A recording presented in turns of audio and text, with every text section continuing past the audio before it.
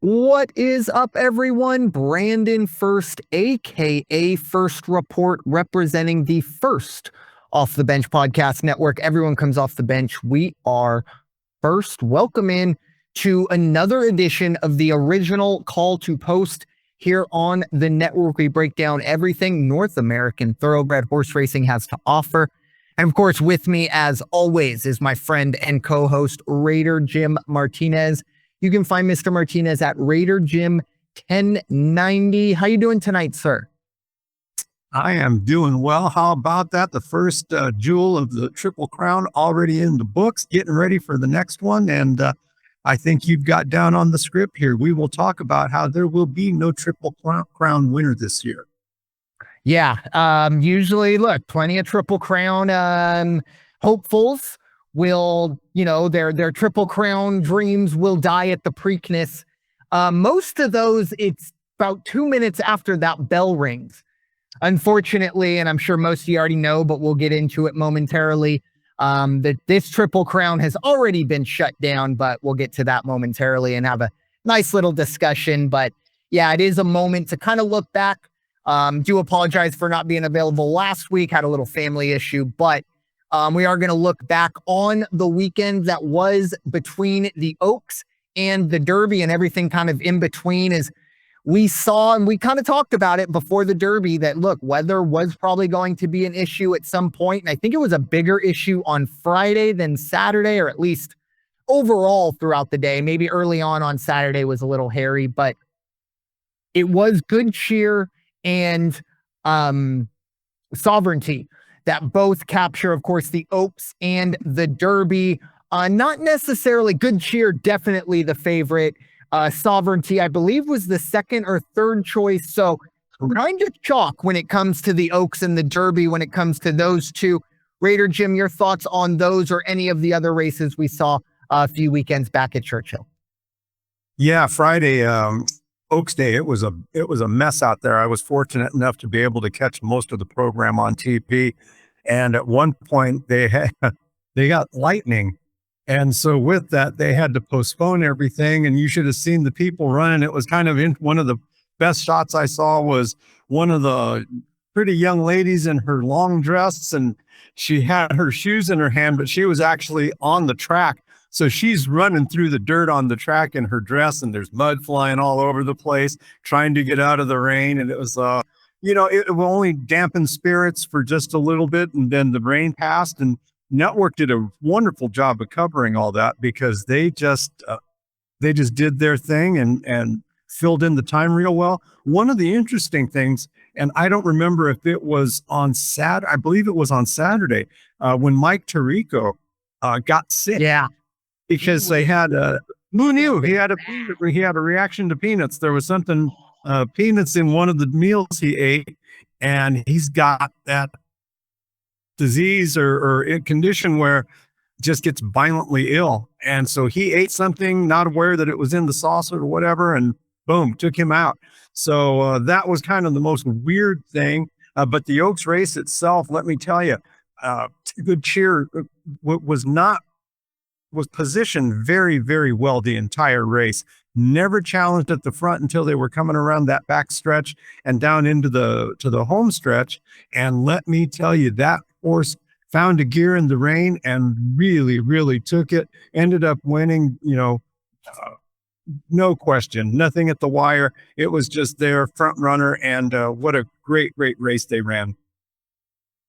Yeah, I was very, very impressed with Good Cheer, not only to win the way she did, but in the conditions again, because I really do think the Oaks was a tougher race, or at least, weather-wise, to navigate than the actual Derby. I do want to shout out just Churchill Downs in general, outside of, the obvious, as you said, some of the patrons maybe going home and having to shower a little extra or sacrifice some stilettos here or there to get home, whatever it is.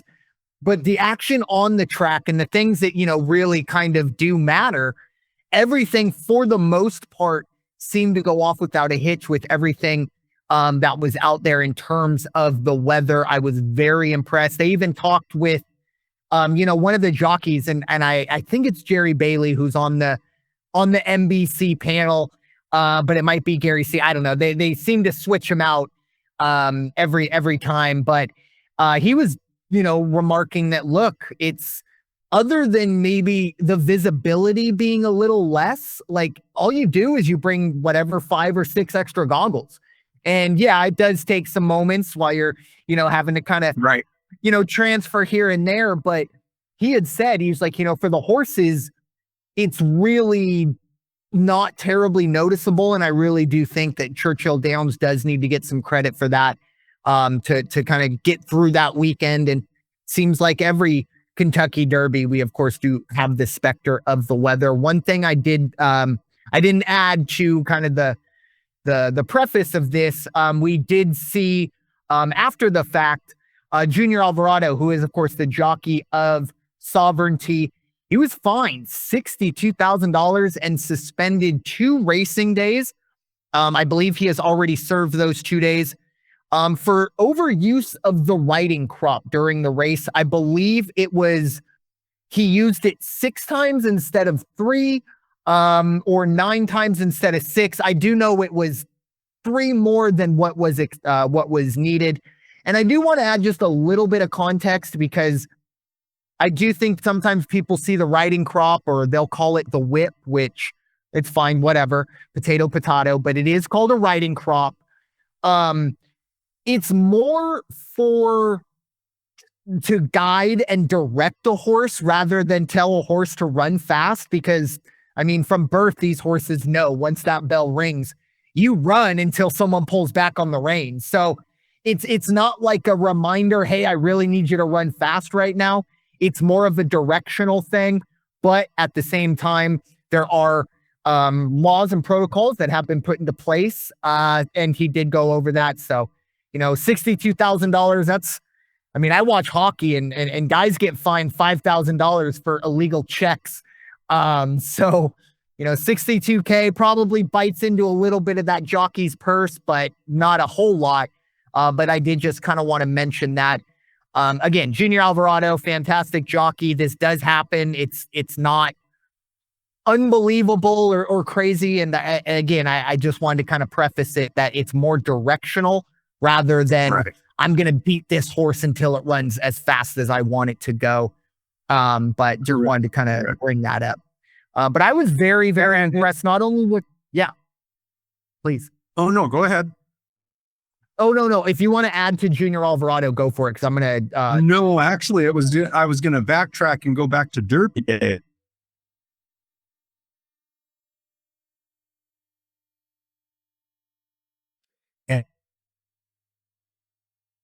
Yeah. It was Torpedo Anna. I meant to watch the race. I apologize. Friday was kind of a crazy day at work. Hopefully the boss isn't listening, but when I sit at my normal desk, I can maybe kind of sneak something on the old phone, here or there. But this past Friday I was working up front, kind of in front of everyone. So I was able to take my break and see the Oaks race, but I got the text from you, Torpedo Anna last. And I appreciate your reminder for that. I do have to go back and watch the race. I haven't seen it. The only thing I could think was weather related, because again, this is a horse that I had almost built up to Herculean, elevation. I was ready for this horse to be my favorite in the classic. And, not a great running. I don't know what the horse went off at, but I have to imagine it was probably close to 1 to 10. I think it was 2 to 5 when we talked about it morning line. I don't know what your thoughts are. You watched the race, but I would just have to imagine, gun to my head, like, what do I think happened? I would assume weather affected the horse, but I don't know if you have any other thoughts. I never heard anything after that. My first thought was, okay, she's injured. There's got to be an injury. It's got to be, maybe something in the hoof, something on the forelockers, but no, not at all. Matter of fact, even one of the trainers right after the race said, first thing we're doing is get And they even said, we got to check her hooves, because even they said there's no reason for this performance. Wasn't like they went down and she got nosed or something like that. No, she was, quite honestly, never in the race. That's the only way I can put it. When I was just like this, I kept waiting for that, find that extra gear and just blow by everybody. Never did it. Just kept watching her drop back. And wow, was just shocked by that performance. Yeah, I do think now kind of the summer, I think probably some reevaluation there from Torpedo Anna again. Just because, from my side of things, I figure, look, she's going to roll through this. Because I think that was a Philly only field, if I remember correctly. That's correct. So I was thinking she rolls through this, maybe has one or two races with the boys before the classic. But now I think those connections, Kenny McPeak, if they are thinking deep into the year, they might be thinking, let's just maybe go for a back-to-back distaff. But as you kind of mentioned, I do think they do need to kind of go back to the drawing board and maybe bring in a couple extra vets to make sure that someone isn't missing something, because that would be a disaster. I don't want to put that into the universe, but again, I think I'm pulling it up now in case I'm like all of them wondering what happened. Yeah, it's I don't see anything real current. I see 11 days ago, Torpedo Anna reigning horse of the year to visit clinic after surprise loss. And then 4 days later, it was Torpedo Anna, 2024 Oaks winner, receives all clear from doctor. Wow. So very interesting. It wasn't even her season debut either, because sometimes you can say, hey, you know what, she's been off for 3, 4, 5 months and maybe it will. But she's ran, at least 2 races but yeah, very, very odd to see that out of Torpedo Anna, or at least hear about that, at least in my sense.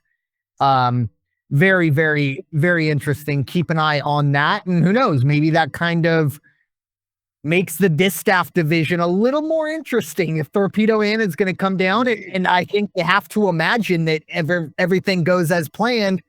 We might see Good Cheer want to step up and see if she can take a run at the distaff, but it's going to be very interesting. Moving on to our next topic. We kind of alluded to it in the intro. We talked about sovereignty. And then, of course, in a little bit, when we dive into Preakness Saturday at Pimlico, we are going to be talking about the second jewel of the Triple Crown, the Preakness Stakes, but we will not be discussing sovereignty, who will skip the Preakness. They are going to focus on the Derby. This is, I believe, the fourth time in the last 7 years that we have seen a Derby winner skip the Preakness. It's interesting, and I know there are a lot of people scratching their heads, but I think when you really do dive into the nuts and bolts of it, you do understand it. But Raider Jim, I'd love to hear your thoughts. Sovereignty will not be running in the Preakness, and we will not have a Triple Crown. Yeah, it's almost like this is not apples to apples by any means, but when you hear about the D1 quarterback who's not going to go to the bowl game because he's going to enter the draft. And so it kind of like it lessens the bowl season, if you will, or a particular bowl game. And I think you alluded to it earlier when we just got started. Some of these horses already know that they're not going to run in the Preakness. They're going to run the Derby, and that's going to be it. And quite honestly, as I did a little bit of research on this, since 1948, we've only seen 5 Triple Crown winners. And of those 5, only 2 since 1978. So Triple Crown is already an exception. It's by no means the rule. And we don't really go down to the wire, no pun intended, most years in and out. So, boy, it's that much more coveted, but people are being much more careful about how they're running their horses. 2 weeks is not a long, depending on who you listen to. They were talking about journalism. Oh, well, journalism, journalism can go with 2 weeks rest, no problem.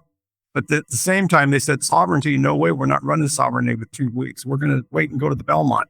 So just interesting to see how it is going to play out in the coming years. I'm sure there's always going to be that hype, and you just keep your eyes open and see where if we're going to get that thoroughbred, or where will that next thoroughbred come from, and when will it be where we see somebody take the first 2 jewels and run for that third one? Yeah, I mean, obviously the American Pharoah, and all the times. I mean, we had those moments. I want to say maybe Curlin had a chance at going into the Belmont. There were a couple that, and there's nothing. I mean, for horse racing, you got a horse that's won the first 2 jewels.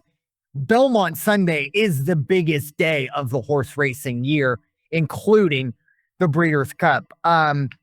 So that is a little bit of a bummer. But here on this podcast, if you've listened to us long enough, we've talked a lot about the Horse Safety Act that has been kind of implemented. Again, I always like to mention the bipartisan of a Democrat from New York and a Republican from Kentucky. It does not get more bipartisan than that in American politics. So we've seen that implemented, and over the past few years, I think we've seen at the very least less tragedy on the track. So it's hard, for me to get upset and be like, oh my gosh, they're taking a chance at a Triple Crown away from me. Right. When you look at it from the first Saturday in May, which of course is Derby week, to when the Belmont runs, you have to run 3 races in essentially 5 weeks. And that's hard enough. We're also talking about 3-year-olds, which again, equivalents to the human athlete, about college, maybe early 20s, 24 maybe, early part of their careers. And the other part of this, all these horses had to qualify to get into the Derby. So they've been running since January, February, March. Some of these horses that run in all 3 Triple Crown races, if they choose to, they might have 6 or 7 races, 2 weeks after Memorial Day? And then what? I mean, do you plan on trying to go to the Breeders' Cup? Well, guess what? Here's 2 or 3 more qualifiers you need to get into just to get. And now we're looking at 10 races for a 3-year-old.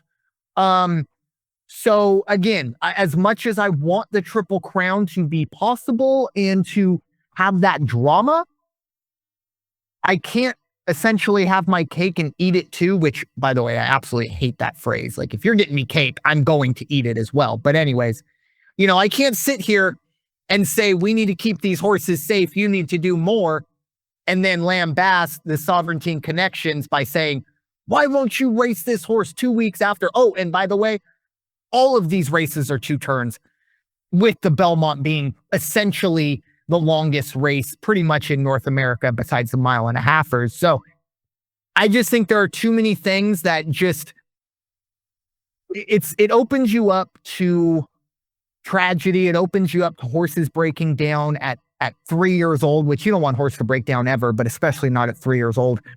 I think if we do want to, as a community, as a sport, make the Triple Crown more accessible, Pimlico and Belmont are going to have to adjust their schedule. And that is not as easy as just waving a wand. Because Pimlico and Belmont, yeah, we all watch them this Saturday, and we'll watch Belmont in a few weeks, but they're racing pretty much every day throughout the week. So it takes a lot of moving parts to move the stakes, both the Preakness and the Belmont. But we'll see. But if you're going to tell me that in order to keep it to the point where we don't have to talk about horses breaking down on this podcast, but we're also not going to be able to talk about a Triple Crown winner, I personally think that's a fair trade. And I'm okay with that. Because again, I think the health of the thoroughbreds needs to be paramount to anything that happens outside of that track. So it goes beyond the races too. Mm-hmm. It goes beyond the races because, what are we really looking at here? We're looking at the breeding rights and what happens after the race career. You retire that horse from the track. Hey, the real money gets made after the racing career stops.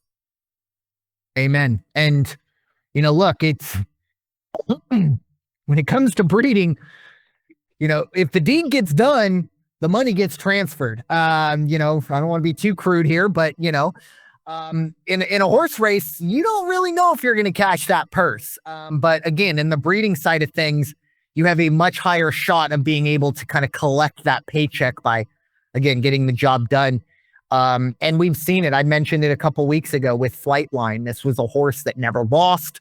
Looked like, arguably one of the greatest horses we've ever seen. Shut him down after the 3-year-old season, and that horse is making millions and millions just in stud. And I think it's just the new way of horse racing. You brought up a fantastic point, and I'd love to sit here and say the altruistic part of them. We just want these horses to live a long time. But you're right. There is the back end of this. Like, hey, we are expecting X number on the back end post racing career, and a Kentucky Derby win. That sounds just as good as a Triple Crown win, as crazy as it sounds. Absolutely. At least in the breed type things. Yeah. So, but with that being said, time to dive into the task at hand coming up this weekend. Full disclosure, look, Derby weekend, Kentucky Oaks, Kentucky Derby, those 2 race cards, jam-packed. Pimlico, some good horses, some good races. We're going to be talking about 4 of the graded stakes races. They have a lot of ungraded stakes races, but just for time's sake, we are going to be focused on the graded races, starting with race number 4. This will be the Maryland Sprint Stakes. This will be a grade 3. We are going 6 furlongs on the dirt. This will be for a purse of $150,000 for 3-year-olds and up. Raider Jim, I'll give you the first bite of the apple at the Maryland Sprint Stakes. Yeah, Maryland Sprint Stakes, a grade 3, and it's a small field, only 7 horses, 7 entries, not even 9. I don't know why I thought it was 9. 7 entries, and I will tell you what, in my book, this is not a value race. It's going to be a pretty cut and dry race, I think. And the leader, morning line leader, is number 6, Booth, trained by Steve Asmussen, going to be ridden by Eric Asmussen. So that's kind of a fun thing to watch. And at 7-5, that's just going to get worse as we get closer to post time with this race. So Booth has just been tearing it up. I think at Oaklawn, it's just got fantastic speeds, running in the triple digits. But I mean, like in the E-speeds, Equibase speeds, it's running like 111, 110, 19. It's just amazing. The other horse that has a chance and also has some good speed numbers is number 5, Concrete Glory. 2-1, Sappy Joseph, Irad Ortiz on the saddle. You can't go wrong with that. 2-1 right now for the morning line odds. But Concrete Glory doesn't have, has some allowance wins, hasn't had real high caliber races under its belt. However, has the speed, has some good speed numbers. And again, you've got a good trainer. You've got the world-class jockey. I think he's the jockey leader right now, or in the top 3 like he always is. But who's going to upset? If there's going to be any upset, it's going to be the 7 horse, Epic Ride. At 5-1, John Ennis is the trainer, Flavian Pratt's the jockey. And this horse also has very, very good speed.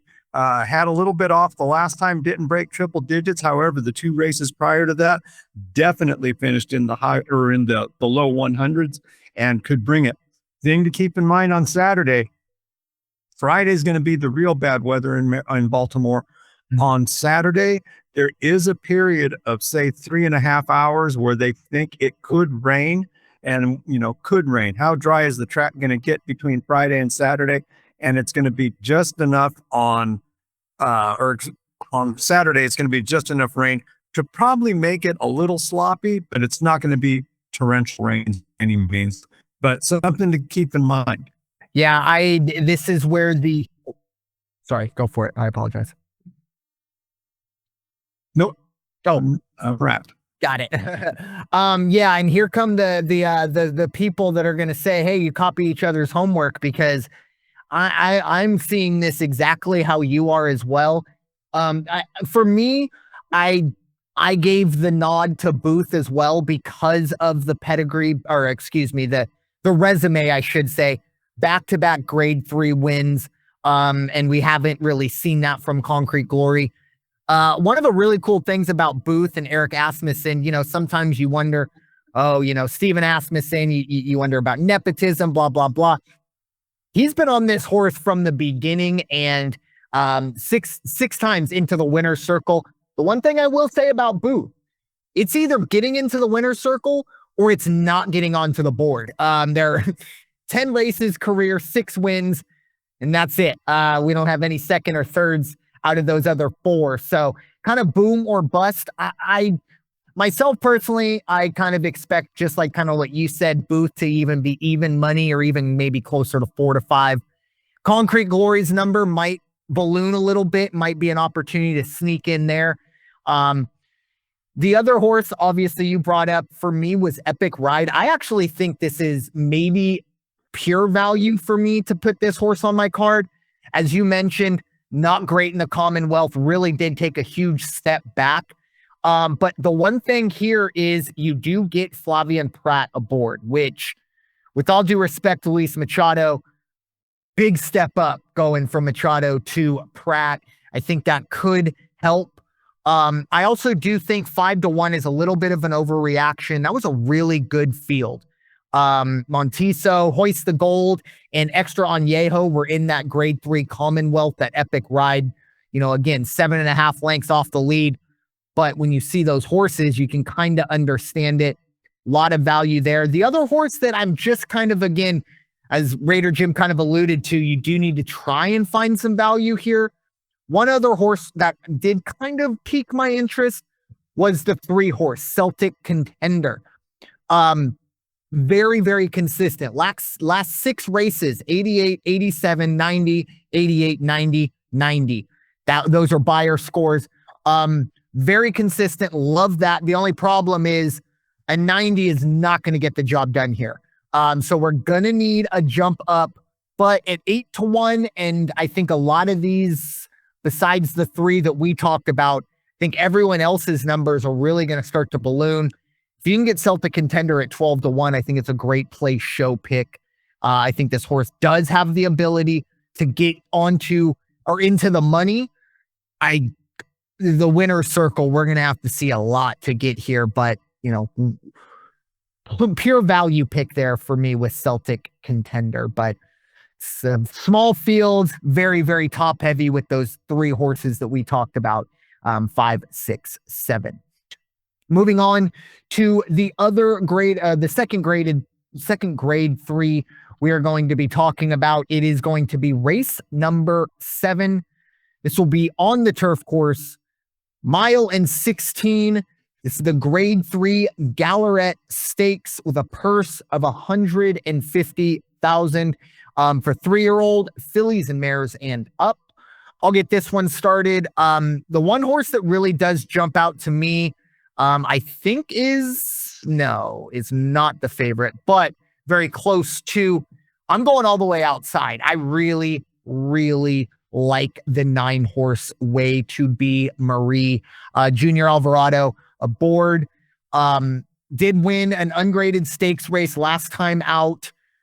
Hasn't been great in grade 3s, but I really do like what this horse has put together, speed figure wise, trending in the right direction. Has already raced twice this year, putting up an 83 and an 86. Again, both of those ungraded stakes races. The one thing that I think will really help this horse is its ability to, if this horse is able to get on the lead, great. If it needs to stalk, that works too. I really do like the kind of flexibility that this horse has. Doesn't need to be on the front or doesn't need to be trailing by a lot to get rolling. I really do like that. The other horse that jumps out to me is the Irish horse, the 2-horse Queen of the Mud. Again, Flavien Prat aboard, and that was the best run Queen of the Mud had. You have to go all the way back to last May. It was at Pimlico. That was the last time Flavien Prat was aboard Queen of the Mud, and it put up a career best 88. Again, we're probably going to need to see a little bit of an uptick in that, but if any jockey can get something extra out of a horse, Flavien Prat is going to be that one. And then you also have the kind of foreign turf pedigree that we love. But this is a North American raced horse, bred in Ireland, but a lot of its races have been stateside. So I really, really do like that. And the other horse, this one is pure value. Maybe, maybe not. It makes it onto my card. It's the 4 horse. Charlene's Dream. Look, we're going to need a dream run, but I really do think this horse, I've seen it. This horse ran back. It was last July. This is this horse season's debut. It's 20-1. Again, don't roll your eyes too much, but I really do think this is a huge value pick. I really think this horse has the ability to compete. I don't think it's good enough to get into the winner's circle, but might run someone down at the line and sneak into second or third and make some money on, 20-1. I really do like Charlene's Dream. I do believe the favorite is 3 Havanas. I did not like that run last time out in Italy. And then we're also dealing with, this will be Christopher Clement's first race with this horse as the trainer. 5-2. This horse may very well go out and get the win. And, I kind of shrug it off, but 5-2 is not a value I like on a horse I have a lot of questions about, like I do with 3 Havanas. But Raider Jim, your thoughts on the grade 3 Gallarette?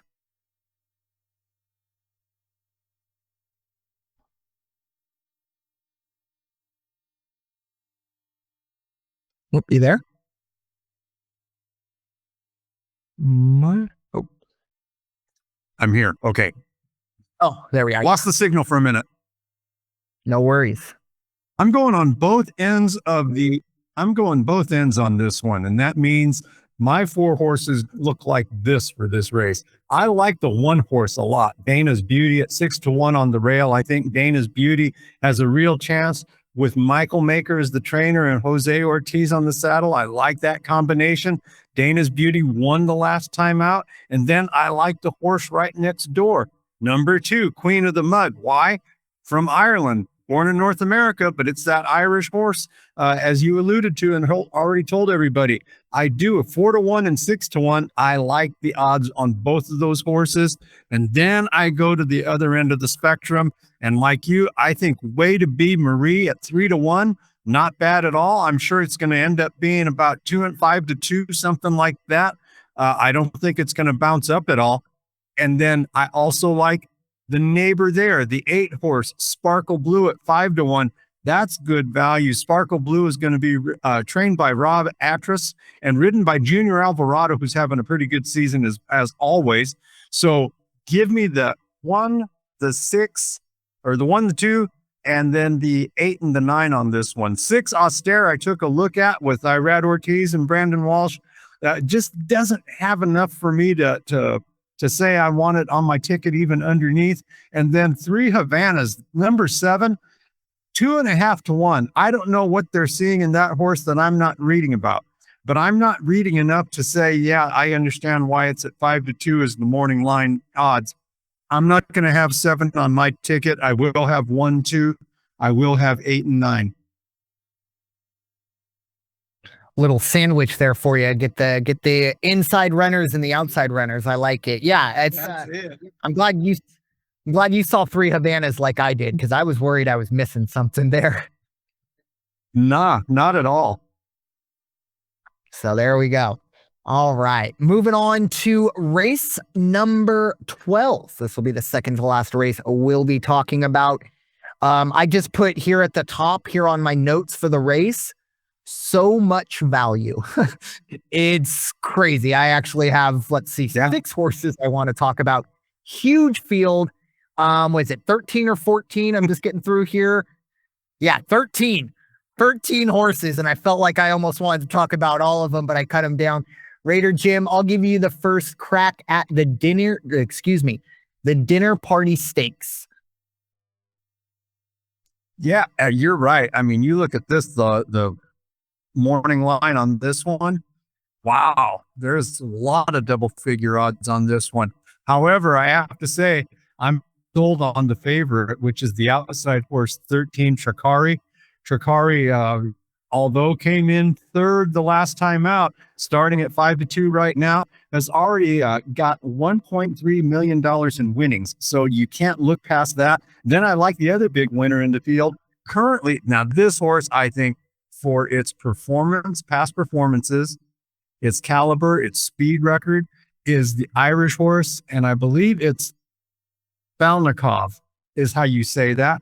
4.5 to 1 right now. And you can't go wrong with odds like that. Running out of the 6th spot in this one. So it's going to have to get a good break. He's either going to have to take the horse out front or maybe just settle and then try to either get the rail or get on the outside. But I do like Balnikov a lot.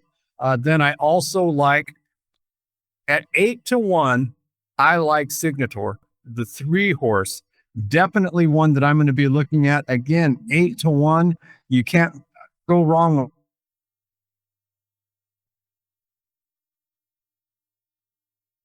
And that is for Washington.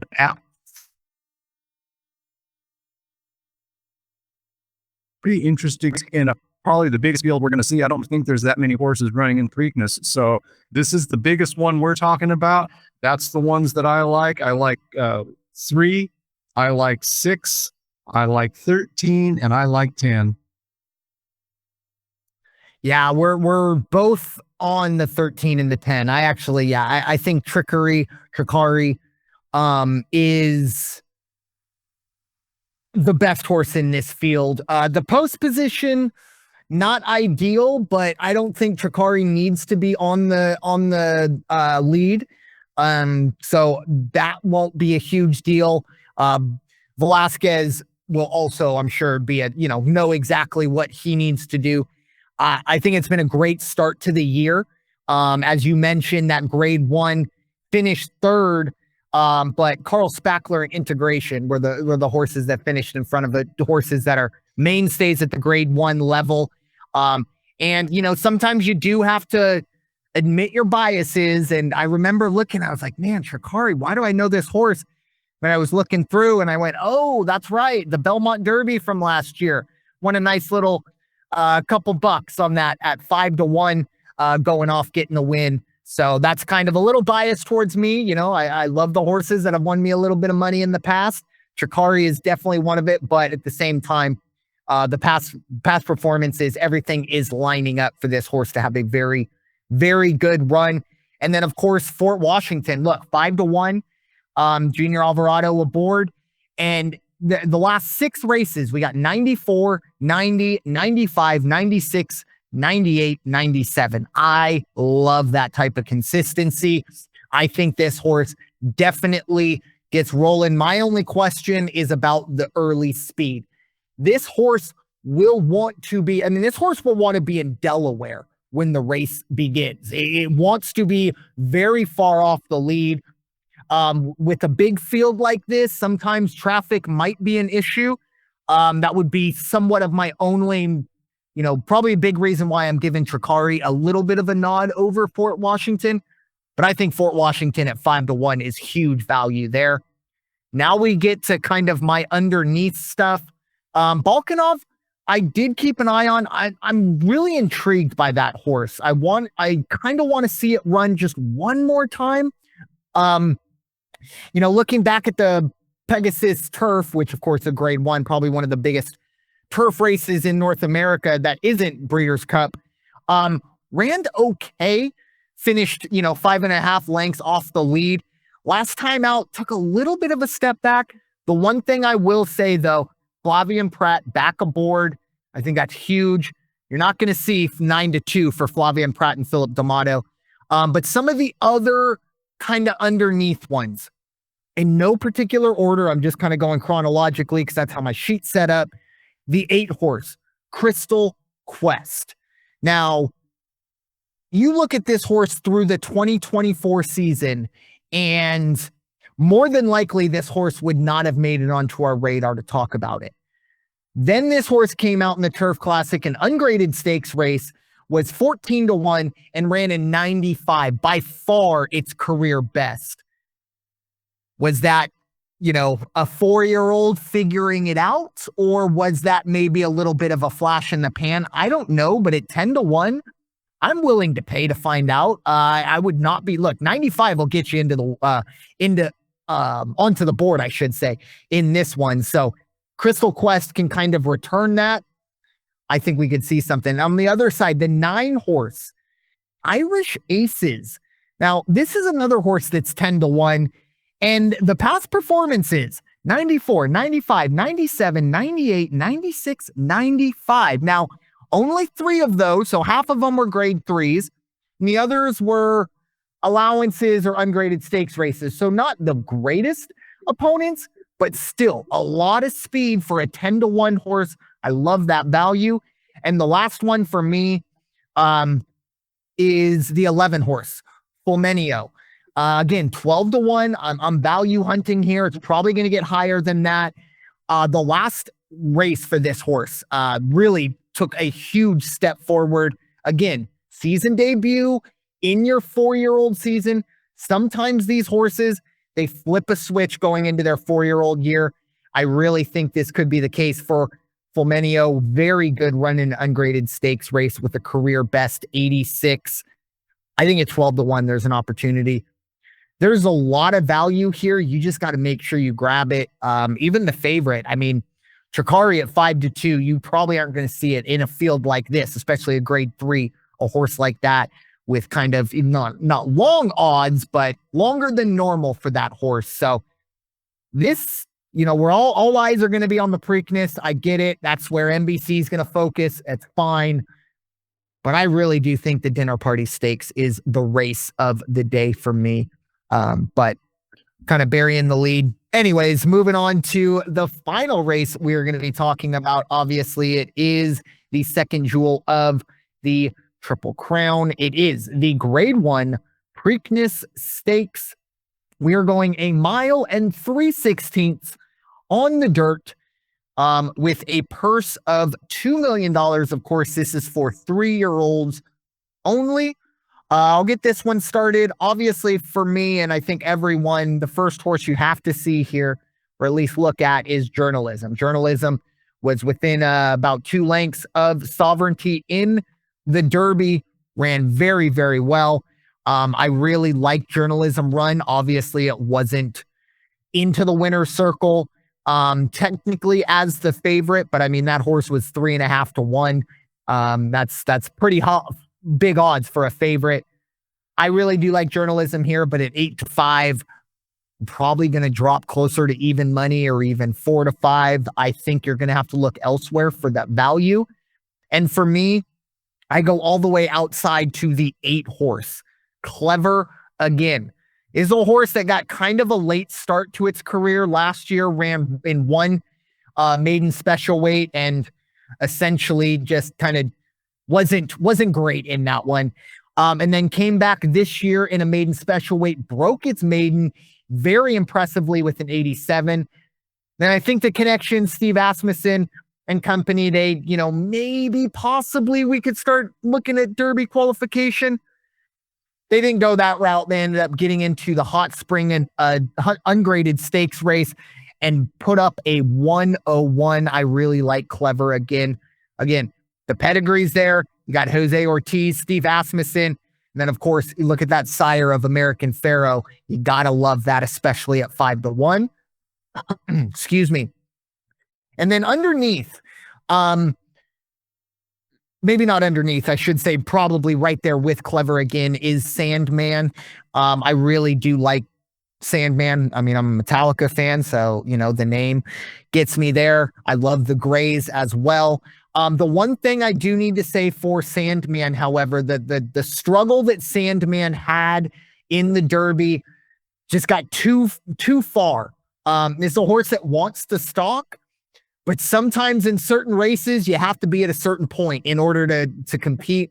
This horse will need a better start to compete in the Preakness.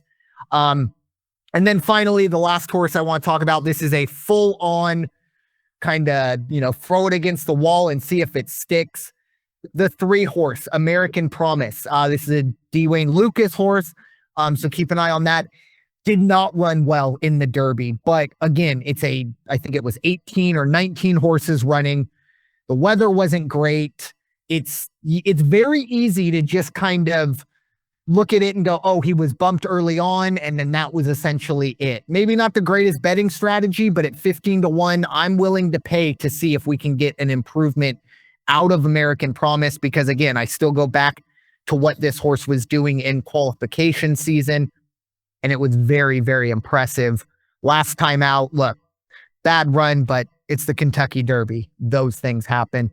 Raider Jim, your thoughts on the Grade 1 Preakness Stakes?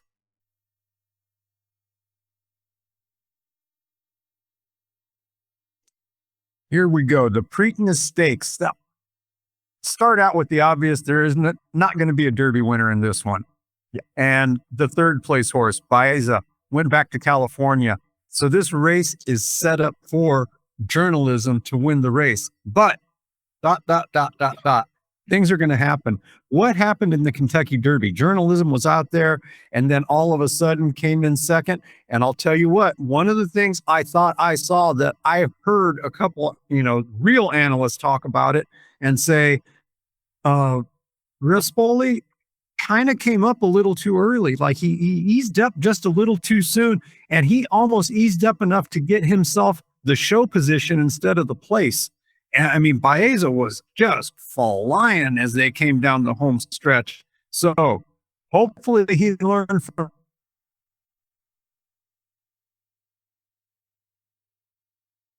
the track. It might be the same conditions, it might be a little bit better, but at 8-5, I don't know that that's going to be. I can't tell you that he's my absolute favorite in this one.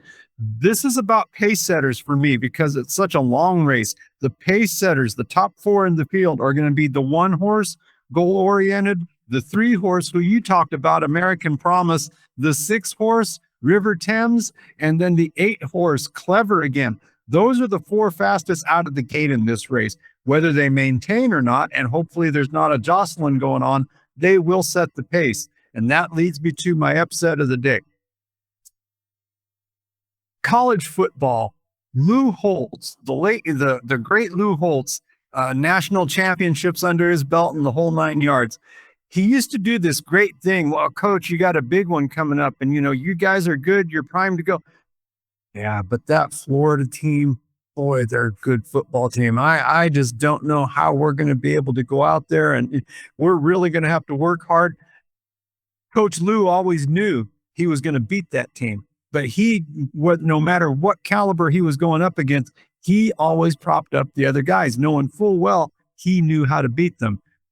One of the few times I heard Bob Baffert say this week, they were asking him about the Preakness. He says, oh yeah, goal oriented. We're, definitely working out well, having good training sessions right now. That journalism, what a horse. And I was like, doggone, Baffert knows he can beat that horse. And so my upset is going to be on the inside, number 1, Goal Oriented, 6-1 right now. You got to love the value on that. Bob Baffert, the trainer, Flavian Pratt on the saddle. They're going to pretend they're at Del Mar or Santa Anita and watch them get into the winner's circle. After that, I like the 4 horse. I like the 8 horse, Clever Again at 5-1. Steve Asmussen, Jose Ortiz, 1, 2, 8. That's probably going to be the top 3 finishers, but might upset the party here a little bit with number 4, Heart of Honor at 12-1. Jamie Osborne and Safi Osborne, the trainer jockey combination.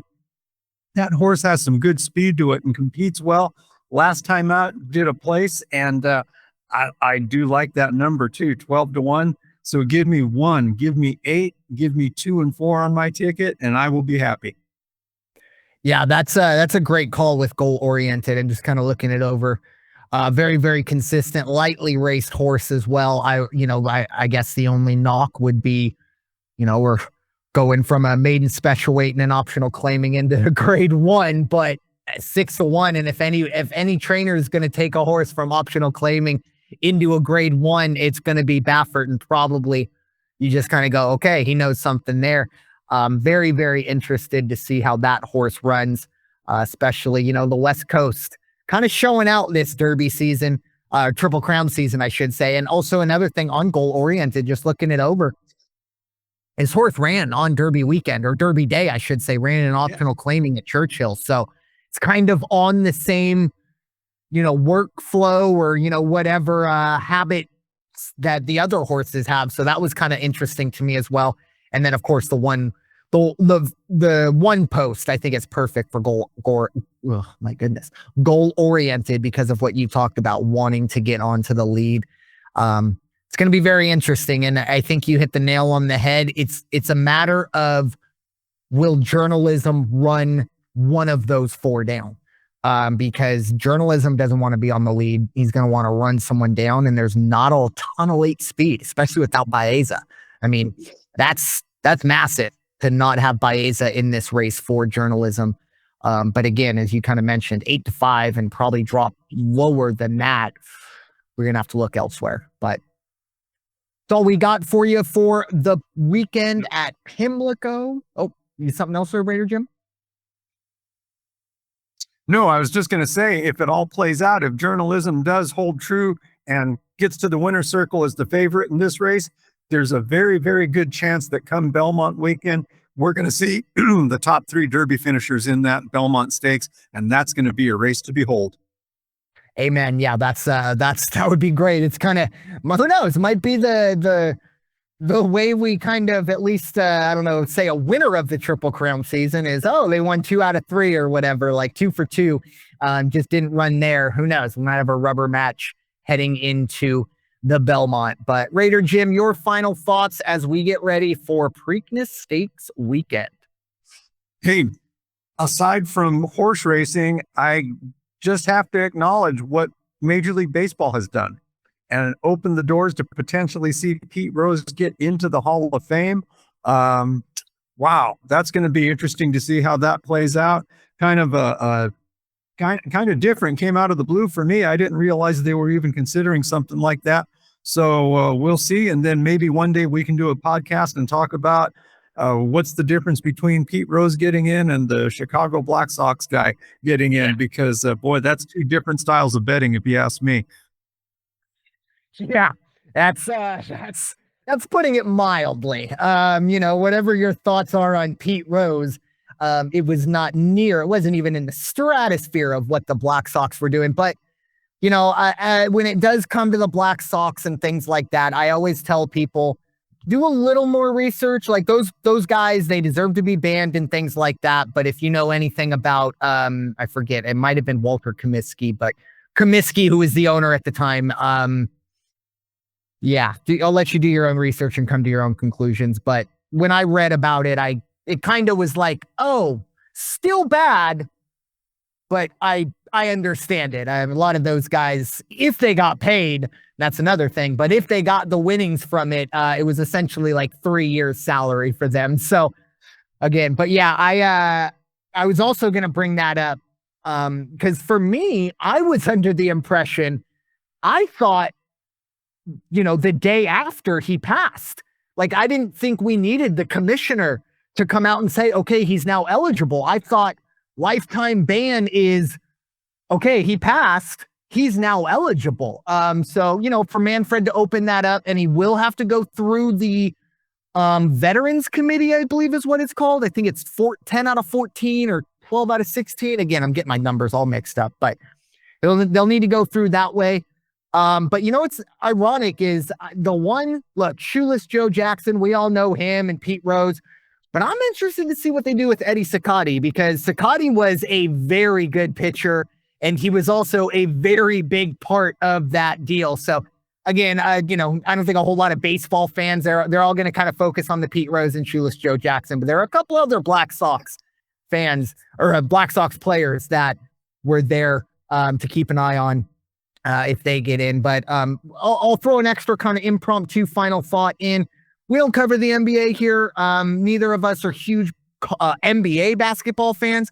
We both love college. Playoffs have been better. But I was watching, Celtics, Knicks a couple nights ago. I just gotta shout out Jayson Tatum.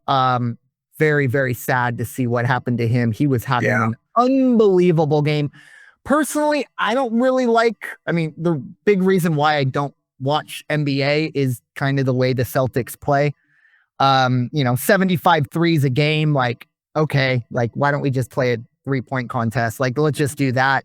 But look, they won a championship doing it. So, I can't really do anything, but Jayson Tatum was so unbelievably good that night. And he's been so good for his entire career. A long Achilles rehab for him. I don't even really care what happens with the Celtics. Everything I've heard, Jayson Tatum is a fantastic human being and has a long road ahead of him. So just want, keep him in your thoughts, whether you're a Knicks fan, a Celtics fan, doesn't matter. You don't ever want to see anyone get injured, especially in the manner he did. And kind of, the game was somewhat already kind of wrapped up, but very, very sad to see. That series still going on. I believe they're actually playing as we speak. So by the time this goes live, the game will be decided, possibly the series. But I just wanted to shout out Jayson Tatum. Hope that he has a nice recovery and we can see him back on the court as soon as possible. So, but with that being said, thank you all so much for listening to this episode of the original Call to Post here on the network, the First Off the Bench podcast network. Everyone comes off the bench. We are first. It is time for you all to go wash your hands and stop hating everybody. We'll talk to you all very soon. Take care.